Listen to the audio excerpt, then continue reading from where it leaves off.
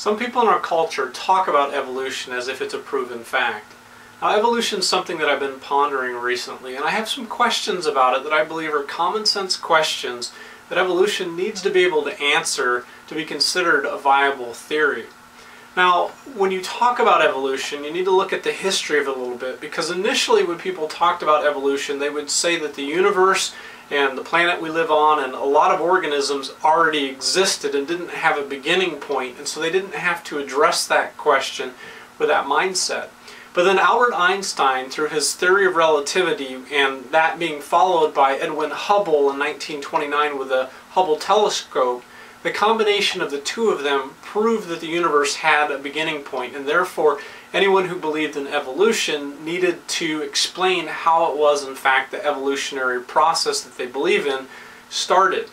Now, one of the solutions that was brought forth was that one crystal slid off of the back of another crystal and things began growing from there. Now, a flaw with that, a significant flaw, is where did those two crystals come from if nothing had been created yet? Because that's a starting point beyond that needs to be explained. But even if you look past that flaw with the theory of evolution, there are deeper questions that I think need to be answered as well. So you take these cells that are randomly growing and forming, and most people that hold to evolution don't believe in intelligent design, and the primary reason for that is they want or need to take God out of the equation, and intelligent design is pointing to a God that created. So they're making a statement that all of this development of the cells took place randomly. So if you follow that logic, then you have cells that are randomly forming into something as complex as the human eye that can see, and something as complex as the human tongue that can taste, and a variety of other body parts and organs that do very complex things, not to mention the human brain, which is able to process and receive information from all these sources and interact in a very cohesive way, but yet it all supposedly took place randomly. Well, take that even further, people who believe in evolution would then need to believe that these cells randomly formed into female organisms and male organisms, and that although there was no design and I would assume no communication between this male organism and female organism that are growing, that they grew in such a way that they perfectly were able to interconnect with each other and mate and form offspring. Now, that sounds to me like design. And take that even further, then after offspring started being developed, all of a sudden this evolutionary process of things growing stopped, which to me points to the fact that evolution never took place to begin with, because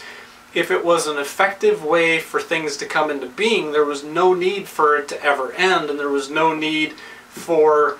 male and female organisms to exist and therefore give birth to offspring. So if you're considering evolution at all as a viable theory, you really need to chew on that, those questions for a little bit. And I think you're going to find that there are some significant flaws with evolution. Now, having said that, I also want to talk for a minute about the fact that a fair number of people that hold strongly to evolution, as I mentioned earlier, are doing it because they want to state that there is no God. Now, I grew up, and in my childhood, my mom died very suddenly and unexpectedly, and before she died I believed that God existed. But after a season of time, in the midst of the wound and the pain, and I didn't understand that it was going on at that point in time, I started to question if God existed or didn't exist, because the pain was so great and it didn't make sense to me. Now, the fact that the pain was great and it didn't make sense to me didn't prove that God doesn't exist. In fact, to this day, I now believe that God does exist, and He's brought tremendous healing into my life.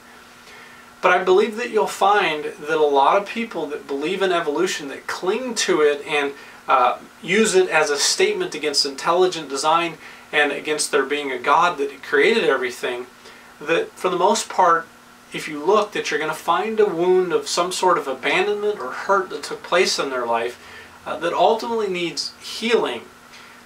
But as a whole, if you look at the theory of evolution, it really doesn't hold weight. There are significant flaws to it.